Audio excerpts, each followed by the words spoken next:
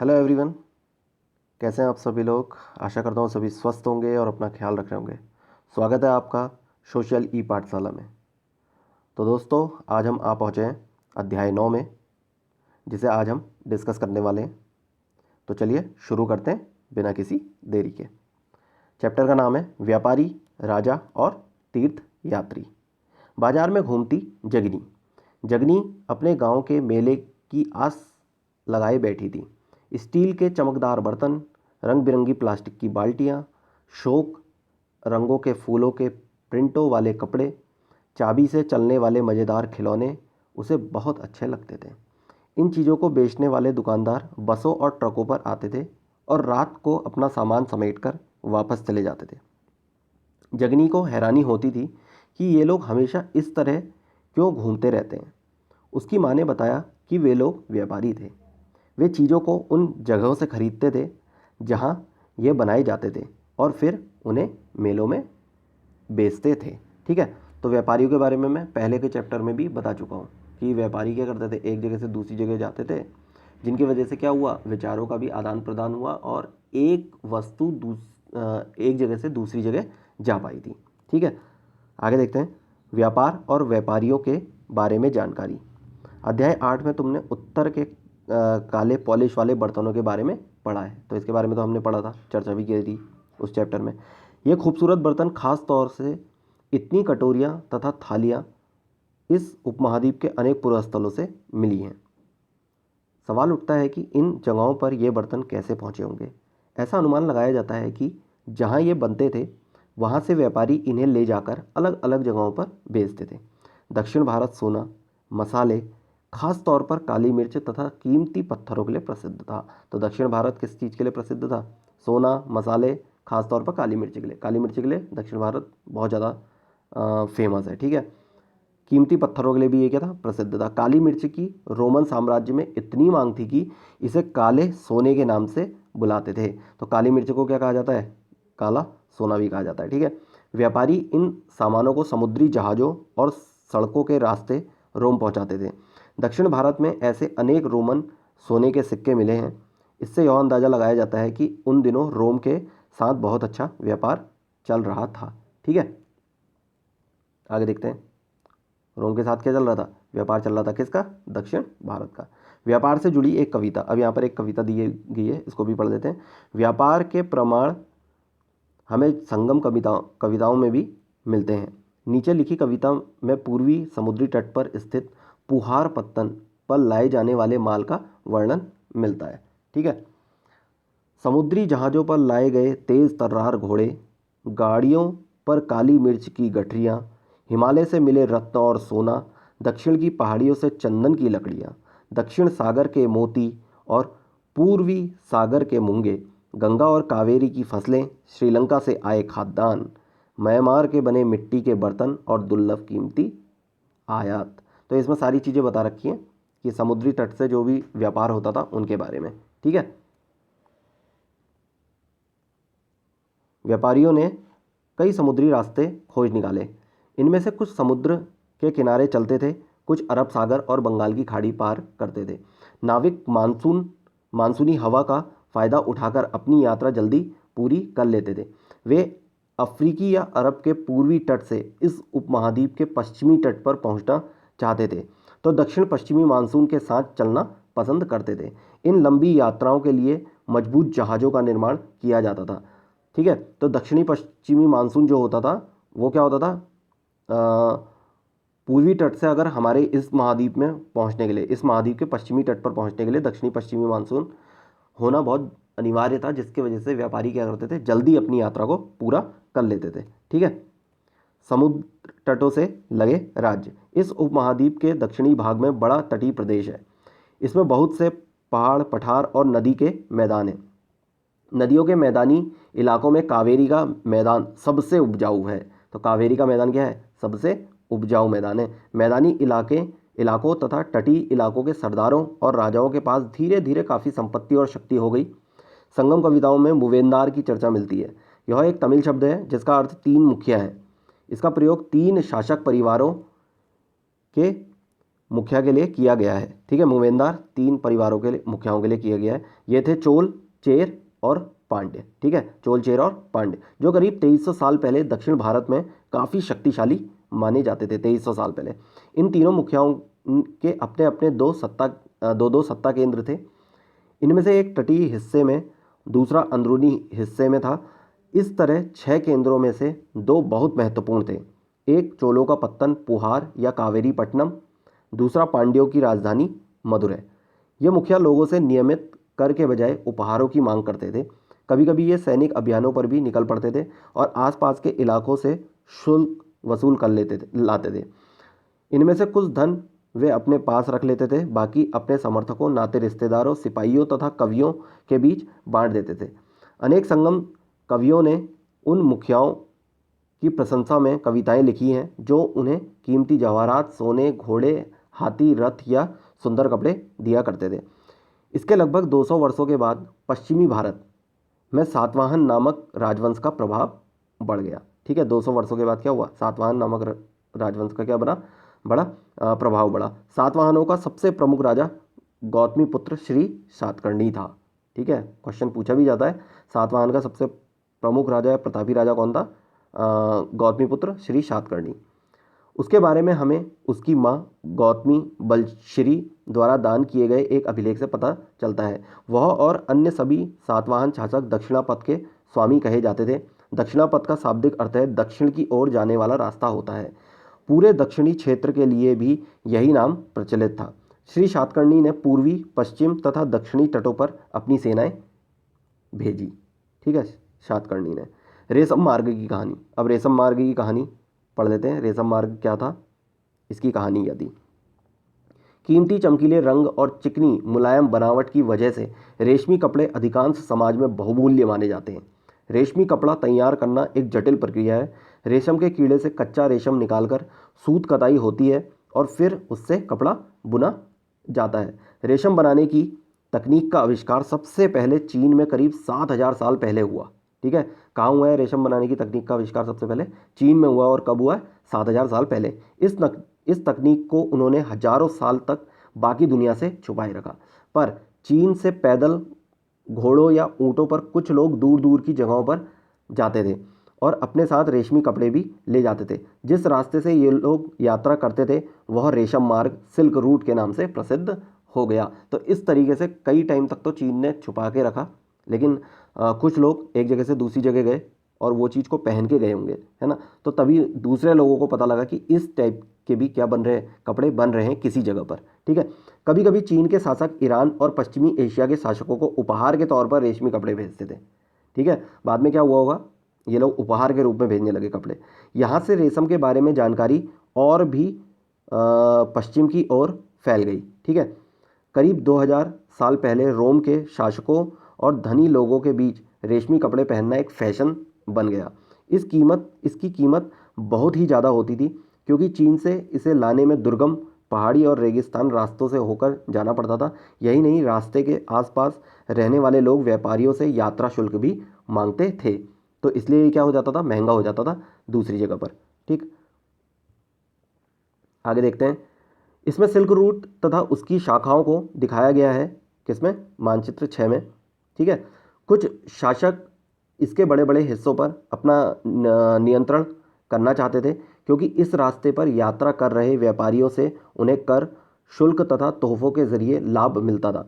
इसके बदले ये शासक इन व्यापारियों को अपने राज्य से गुजरते वक्त लुटेरों के आक्रमण से भी सुरक्षा देते थे। ठीक है, तो क्या हुआ, इस पे कुछ शासक जो थे वो क्या करना चाहते थे, इसी जो ये रास्ता बना था, सिल्क रूट जो बना था, उसमें नियंत्रण करना चाहते थे। ठीक है, अब जो व्यापारी होते थे तो ये लोग क्या करते थे, उनसे कर वसूल लेते थे, ताकि हम आपकी क्या करेंगे, कोई भी जो लुटेरे होते हैं उनकी आक्रमण से सुरक्षा करेंगे। उसके लिए आपको हमको क्या देना पड़ेगा, शुल्क या फिर तोहफे देने पड़ेंगे। ऐसा ये लोग व्यापारियों से कहते थे। कौन? जो वहाँ के आसपास के शासक होते होंगे। ठीक है, सिल्क रूट पर नियंत्रण रखने वाले शासकों में सबसे प्रसिद्ध कुषाण था। तो कुषाण बहुत प्रसिद्ध था, जिसने सिल्क रूट को क्या कर दिया था, फेमस कर दिया था। ठीक है, करीब 2000 साल पहले मध्य एशिया तथा पश्चिमोत्तर भारत पर इनका शासन था। पेशावर और मथुरा इनके 2 मुख्य शक्तिशाली केंद्र थे। तक्षशिला भी इनके ही राज्य का हिस्सा था। इनके शासनकाल में ही सिल्क रूट की एक शाखा मध्य एशिया से होकर सिंधु नदी के मुहाने के पत्तनों तक जाती थी। फिर यहाँ से जहाज़ों द्वारा रेशम पश्चिम की ओर रोमन साम्राज्य तक पहुँचता था। इस उपमहाद्वीप में सबसे पहले सोने के सिक्के जारी करने वाले शासकों में कुषाण थे। सिल्क रूट पर यात्रा करने वाले व्यापारी इनका उपयोग किया करते थे। ठीक है, किसका? कुषाण शासकों का। ठीक, माफ कीजिएगा, कुषाण शासकों द्वारा जो बनाए गए सोने के सिक्के थे, उस रास्ते पे जो यात्री जो यात्रा करते थे वो इस सोने के सिक्के का उपयोग करते थे। ठीक है, आगे चलते हैं। बौद्ध धर्म का प्रसार। कुषाणों का सबसे प्रसिद्ध राजा कनिष्क था। उसने करीब 1900 साल पहले शासन किया। उसने एक बौद्ध परिषद का गठन किया जिसमें एकत्र होकर विद्वान महत्वपूर्ण विषयों पर विचार विमर्श करते थे। बुद्ध की जीवनी बुद्धचरित के रचनाकार कवि अश्वघोष। बुद्धचरित के रचनाकार कौन है? अश्वघोष है, इसको नोट डाउन करना है आपने। कनिष्क के दरबार में रहते थे। और अश्वघोष किसके दरबार में रहते थे? कनिष्क के दरबार में रहते थे। अश्वघोष तथा अन्य बौद्ध विद्वानों ने अब संस्कृत में लिखना शुरू कर दिया था। ठीक है, संस्कृत में लिखना क्या शुरू कर दिया था। इस समय बौद्ध धर्म की एक नई धारा महायान का विकास हुआ। इसकी दो मुख्य विशेषताएं थी। पहले, मूर्तियों में बुद्ध की उपस्थिति सिर्फ कुछ संकेतों के माध्यम से दर्शाई जाती थी। मिसाल के तौर पर उनकी निर्वाण प्राप्ति की पीपल के पेड़ की मूर्ति द्वारा दर्शाया जाता था, पर अब बुद्ध की प्रतिमाएं बनाई जाने लगी। ठीक है, इनमें से अधिकांश मथुरा में तो कुछ तक्षशिला में बनाई जाने लगी। ठीक है, महायान शाखा किस पे? मूर्ति पूजा पे विश्वास करने लगी और बुद्ध की मूर्ति बनाने लगी। ठीक है, एक पॉइंट दिया हुआ है, इसको देख लेते हैं। सांची के स्तूप का एक मूर्ति चित्र। यहाँ इस वृक्ष और उसके नीचे के खाली आसन को देखो। मूर्तिकार ने यह बताने के लिए खुदाई करके यह मूर्ति बनाई कि बुद्ध को ज्ञान की प्राप्ति इसी वृक्ष के नीचे बैठकर ध्यान करते हुए हुई होगी। तो मूर्तिकार जो होगा वो इस तरीके से मूर्ति उसने बनाई होगी। ठीक है, ये वाली मूर्ति जो है।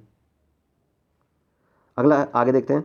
दूसरा परिवर्तन बोधिस्त्व में आस्था को लेकर आया। बोधिस्त्व उन्हें कहते हैं जो ज्ञान प्राप्ति के बाद एकांतवास करते हुए ध्यान साधना कर सकते थे, लेकिन ऐसा करने के बजाय वे लोगों को शिक्षा देने और मदद करने के लिए सांसारिक परिवेश में ही रहना ठीक समझने लगे। धीरे धीरे बोधिस्त्व की पूजा काफ़ी लोकप्रिय हो गई और पूरे मध्य एशिया, चीन और बाद में कोरिया तथा जापान तक भी फैल गई। यही बोधिस्त्व की। ठीक है, ये पहले क्या थे? एकांतवास में रहते थे, लेकिन बाद में ये चीज़ों में एक परिवर्तन आ गया और वो शिक्षा दीक्षा देने लगे। ठीक है, बौद्ध धर्म का प्रसार पश्चिम और दक्षिण भारत में हुआ, जहाँ बौद्ध भिक्षुओं के रहने के लिए पहाड़ों में दर्जनों गुफाएं खोदी गई। इसके बारे में हम बता चुका हूँ जब विहार के बारे में हमने पढ़ा था। ठीक है, इससे पूर्व के अध्यायों में। आगे देखते हैं। इनमें से कुछ गुफाएं राजा और रानियों के आदेश पर बनाई गई तो कुछ व्यापारियों तथा कृषकों द्वारा। इनमें से ज़्यादातर गुफाएं पश्चिमी घाट के दर्रों के पास बनाई गई थी। दक्कन के शहर और तटों के समृद्ध बंदरगाहों और इन्हें जोड़ने वाली सड़कें भी इन्हीं दर्रों से होकर गुजरती थी। ऐसा लगता है कि यात्रा करने वाले व्यापारी इन गुफाओं वाले मठों में विश्राम के लिए रुकते थे। बौद्ध धर्म दक्षिण पूर्व की ओर श्रीलंका, म्यांमार, थाईलैंड तथा इंडोनेशिया सहित दक्षिण पूर्व एशिया के अन्य भागों में भी फैला। ठीक है, बौद्ध धर्म कहाँ कहाँ फैल गया? देखिए, श्रीलंका, म्यांमार, थाईलैंड, इंडोनेशिया, दक्षिण पूर्व एशिया के साथ साथ और दक्षिण पूर्व में ये क्या हुआ? फैला। ठीक है, अब देखिए यहाँ पर मूर्तियां दे रखी हैं, इनको भी देख लेते हैं। बाएं, मथुरा में बनी बुद्ध की एक प्रतिमा का चित्र जो ये वाली है। दाएं, तक्षशिला में बनी बुद्ध की प्रतिमा का एक चित्र, ये तक्षशिला में बनी हुई है। ठीक है, इन चित्रों को देखकर बताओ कि इनके बीच क्या क्या समानताएं और क्या भिन्नताएं हैं। ठीक, तो मथुरा में बनी हुई जो ये पहली वाली है, ठीक है, मथुरा में बनी हुई, और ये तक्षशिला में बनी हुई मूर्तियां हैं बुद्ध की। आगे देखते हैं। थेरवाद नामक बौद्ध धर्म का आरंभिक रूप इन क्षेत्रों में कहीं अधिक प्रचलित था। ठीक है, थेरवाद नामक बौद्ध धर्म भी किससे रिलेटेड है? बौद्ध धर्म से ही है। ठीक है, थेरवाद धर्म। ठीक है, क्वेश्चन बन सकता है थेरवाद धर्म किससे संबंधित धर्म है? तो बौद्ध धर्म से ही संबंधित है। ठीक है, ये काले की गुफा कहाँ पर है? महाराष्ट्र में ये गुफा है काले की। ठीक है, ये क्वेश्चन पूछा जा सकता है। काले की गुफा कहाँ स्थित है? महाराष्ट्र में। तीर्थ यात्रियों की जिज्ञासा। व्यापारी काफिले में तथा जहाज़ों पर दूर दूर तक जाया करते थे। बहुत से तीर्थयात्री भी उनके साथ यात्रा पर निकल पड़ते थे। ठीक है, तीर्थयात्री, अब तीर्थयात्री होते कौन है? तीर्थयात्री वे स्त्री पुरुष होते हैं जो प्रार्थना के लिए पवित्र स्थानों की यात्रा किया करते हैं। जैसे आज भी कई लोग एक जगह से दूसरी जगह मंदिरों में जाते हैं ना, तो उन्हें क्या कहा जाता है? तीर्थयात्री कहा जाता है। तीर्थ में जो तीर्थ के लिए जाते हैं। इसी तरह भारत की यात्रा पर आया चीनी बौद्ध तीर्थयात्री फाहियान काफ़ी प्रसिद्ध है।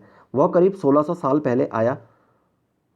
वेनसांग 1400 साल पहले भारत आया और उसने करीब 50 साल बाद इत्सिंग आया। वे सब बुद्ध के जीवन से जुड़ी जगहों और प्रसिद्ध मठों को देखने के लिए भारत आए थे। इनमें से प्रत्येक तीर्थयात्री ने अपनी यात्रा का वर्णन लिखा। इन्होंने अपनी यात्रा के दौरान आई मुश्किलों के बारे में भी लिखा। इन यात्राओं में कई वर्ष लग जाया करते थे। जिन देशों और मठों को उन्होंने देखा उनके बारे में उन्होंने लिखा और उन किताबों के बारे में भी उन्होंने लिखा जिन्हें वे अपने साथ ले गए थे। ठीक है, तो कौन कौन आए? फाहियान आया, ह्वेनसांग आया और इत्सिंग, ये सब के सब भारत यात्रा पे आए थे। ठीक है, जिन्होंने बुद्ध के बारे में और उनसे जुड़ी चीज़ों के बारे में लिखा। ठीक है, अब यहाँ पर एक बॉक्स दिया है, इसको भी देख लेते हैं। फाहियान या फिर इसको फाहियान भी बोलते हैं। फाहियान चीन वापस कैसे लौटा? फाहियान ने अपने घर चीन वापस लौटने के लिए अपनी यात्रा बंगाल से शुरू की।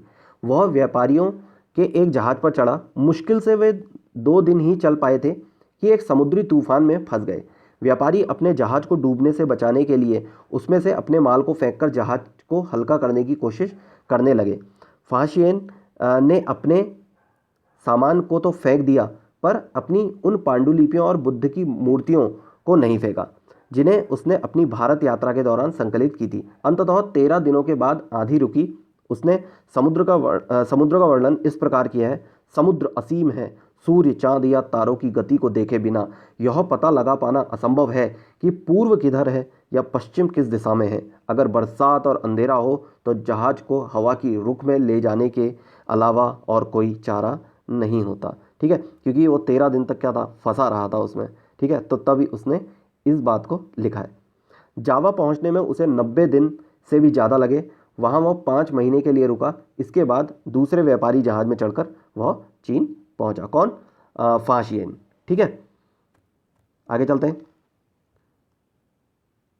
ह्वेनसांग भूमार्ग से उत्तर पश्चिम और मध्य एशिया होकर चीन वापस लौटा। उसने सोने, चांदी और चंदन की लकड़ी की बनी बुद्ध की मूर्तियां तथा 600 से भी ज़्यादा पांडुलिपियां एकत्रित की थी। इन्हें वह लगभग 20 घोड़ों पर लादकर ले गया, पर इसमें से 50 पांडुलिपियां उस समय खो गईं जब सिंधु नदी पार करते हुए उसकी नाव उलट गई। अपने जीवन का बाकी हिस्सा उसने बची हुई पांडुलिपियों का संस्कृत से चीनी अनुवाद करने में लगा दिया। जो यहाँ पर उसको पांडुलिपियां मिली होंगी वो किस भाषा में लिखी गई थी? वो संस्कृत भाषा में लिखी गई होंगी। ठीक है, नालंदा शिक्षा का एक विशिष्ट केंद्र। नालंदा क्या था? बहुत बड़ा विश्वविद्यालय था जहाँ पर शिक्षा दी जाती थी। ठीक है, इसको पढ़ लेते हैं। ह्वेनसांग तथा अन्य तीर्थयात्रियों ने उस समय के सबसे प्रसिद्ध बौद्ध विद्या केंद्र नालंदा, जो कि वर्तमान बिहार में अब क्या बन गया है? केवल और केवल खंडर सा रह गया है। ठीक है, नालंदा बिहार में अध्ययन किया। उसने नालंदा के बारे में इस प्रकार लिखा है। यहाँ के शिक्षक योग्यता तथा बुद्धि में सबसे आगे हैं। बुद्ध के उपदेशों का वह पूरी ईमानदारी से पालन करते हैं। मठ के नियम काफ़ी सख्त हैं जिन्हें सबको मानना पड़ता है। पूरे दिन वाद विवाद चलते ही रहते हैं जिससे युवा और वृद्ध दोनों ही एक दूसरे की मदद करते हैं। विभिन्न शहरों से विद्वान लोग अपनी शंकाएं दूर करने यहाँ आते हैं। नए आगंतुकों से पहले द्वारपाल ही कठिन प्रश्न पूछते हैं। उन्हें अंदर जाने की अनुमति तभी मिलती है जब वे द्वारपाल को सही उत्तर दे पाते हैं। 10 में से 7-8 सही उत्तर नहीं दे पाते हैं। ठीक है, तो सोचिए कितना टफ होता होगा नालंदा में भी जाना आज से इतने सालों पहले। ठीक है ना, क्योंकि द्वारपाल ही वहाँ पर इतना अच्छा पढ़ा लिखा व्यक्ति को लगाया जाता था कि वो प्रश्न पूछता था और केवल 10 में से 7-8 लोग उसका उत्तर ही नहीं दे पाते थे। तो क्या था? नालंदा विश्वविद्यालय में जाने के लिए भी बहुत होनहार होना, शिक्षित होना बहुत ज़रूरी था। ठीक है, आगे देखते हैं। भक्ति की शुरुआत कैसे हुई है इसको भी देख लेते हैं। इन्हीं दिनों देवी देवताओं की पूजा का चलन भी शुरू हुआ। बाद में हिंदू धर्म की यह प्रमुख पहचान बन गई। इनमें शिव, विष्णु और दुर्गा जैसे देवी देवता शामिल हैं। तो भक्ति की शुरुआत अब होने लगी, ठीक है, जहाँ पे शिव, विष्णु और दुर्गा जैसे देवी देवता को भी शामिल किया गया, ठीक है, पूजा में, अपनी भक्ति में। यहाँ पर एक पॉइंट है, इसको देखते हैं। वराह के रूप में विष्णु, ऐरण मध्य प्रदेश की यह शानदार मूर्ति विष्णु के वराह रूप की है। पुराणों के अनुसार जल में डूबी पृथ्वी को बचाने के लिए विष्णु ने वराह रूप धारण किया था। यहाँ पृथ्वी को एक स्त्री के रूप में दर्शाया गया है। तो वराह रूप में जब विष्णु भगवान किसको, पृथ्वी को बचाते हैं, तो यह है वराह रूप विष्णु भगवान का, ठीक है। अब यहाँ पर देख लेते हैं। इन देवी देवताओं की पूजा भक्ति परंपरा के माध्यम से की जाती थी। भक्ति उस समय काफ़ी लोकप्रिय परंपरा बन गई। किसी देवी या देवता के प्रति श्रद्धा को ही भक्ति कहा जाता है। भक्ति का पथ सबके लिए खुला था, चाहे वह धनी हो या गरीब, ऊंची जाति का हो या नीची जाति का, स्त्री हो या पुरुष। भक्ति मार्ग की चर्चा हिंदुओं के पवित्र ग्रंथ भगवद गीता में की गई है। भगवद गीता महाभारत का एक हिस्सा है। इसमें भगवान कृष्ण अपने भक्त और मित्र अर्जुन को सभी धर्मों को छोड़कर उनकी शरण में आने का उपदेश देते हैं, क्योंकि केवल कृष्ण ही अर्जुन को सारी बुराइयों से मुक्ति दिला सकते हैं। पूजा का यह रूप धीरे धीरे देश के विभिन्न भागों में फैलने लगा। तो जैसे जैसे कई जो पुजारी होंगे उन्होंने इस बात को आगे बढ़ाया होगा, श्रीमद् भगवद गीता की बात को, तो क्या हुआ, धीरे धीरे देश के विभिन्न भागों में ये धर्म जो है वो फैलने लगा और भक्ति बहुत ज़्यादा बढ़ने लगी। भक्ति मार्ग अपनाने वाले लोग आडंबर के साथ साथ पूजा पाठ करने के बजाय ईश्वर के प्रति लग्न और व्यक्तिगत पूजा पर जोर देते थे। भक्ति मार्ग अपनाने वालों का यह मानना है कि अगर अपने आराध्य देवी या देवता की सच्चे मन से पूजा की जाए तो वह उसी रूप में दर्शन देंगे जिसमें भक्त उसे देखना चाहता है। इसलिए आराध्य देव या देवता मानव के रूप में भी हो सकते हैं या फिर सिंह, पेड़ या अन्य किसी भी रूप में।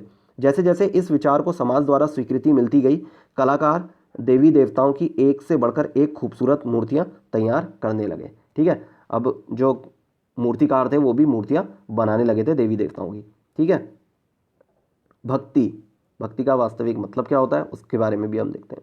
भक्ति भज शब्द से बना है, जिसका अर्थ विभाजित करना या हिस्सेदार होता है। इसका अर्थ यह है कि भक्ति भगवान और भक्त के बीच परस्पर एक अंतरंग संबंध है। भक्ति भगवत या भगवान के प्रति झुकाव है।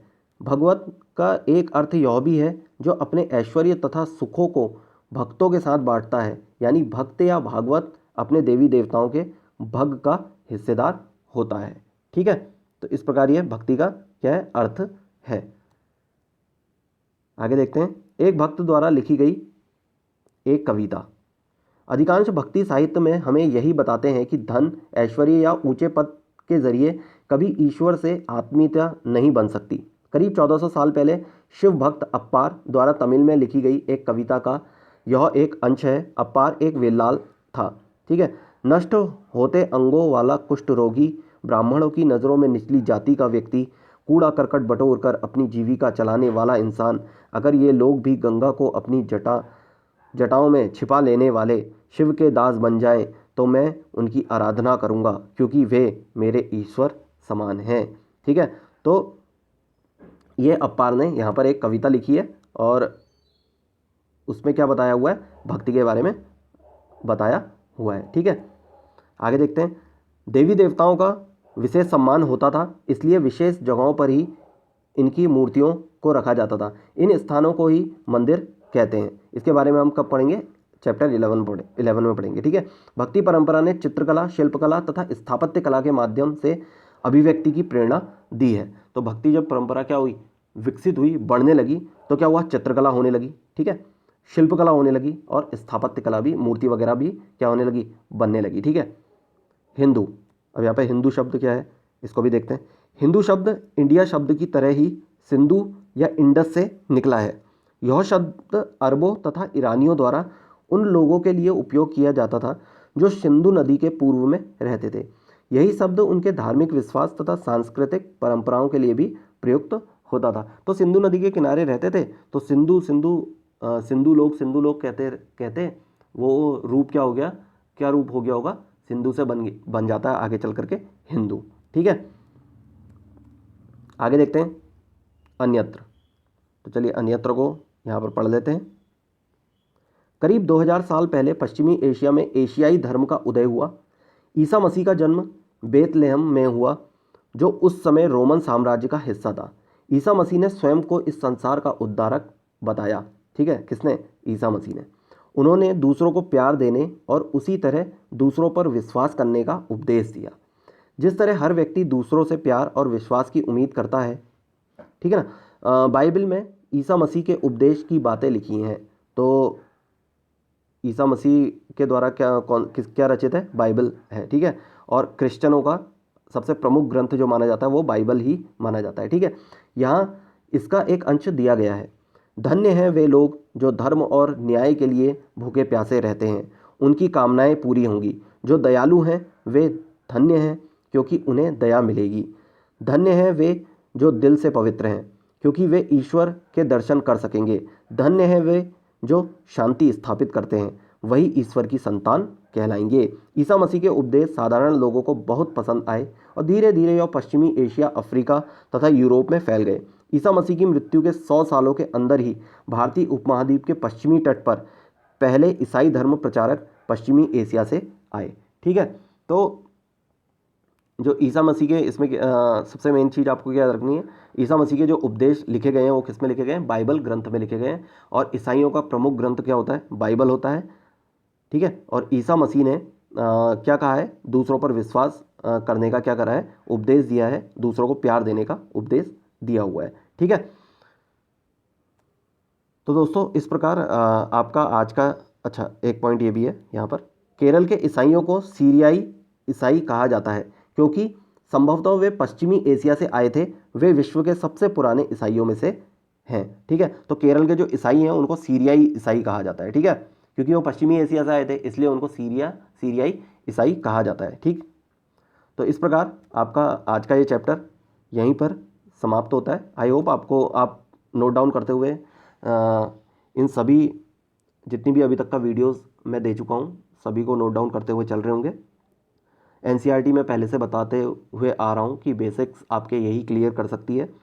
ठीक है ना, और इसी तरीके से आपको पढ़ना है और नोट डाउन करते हुए चीज़ें चलनी है। ठीक है, जिसकी वजह से आपकी क्या होगी? समझ हल्के हल्के बढ़ने लगेगी और आपको इतिहास भी क्या लगने लगेगा? रुचिकर लगने लगेगा। ठीक है, तो इसको पढ़ना बहुत ज़्यादा ज़रूरी हो जाता है हमारे लिए। ठीक हो गया? तो चलिए मिलते हैं अगले अध्याय में। तब तक आप अपना ख्याल रखिए। धन्यवाद।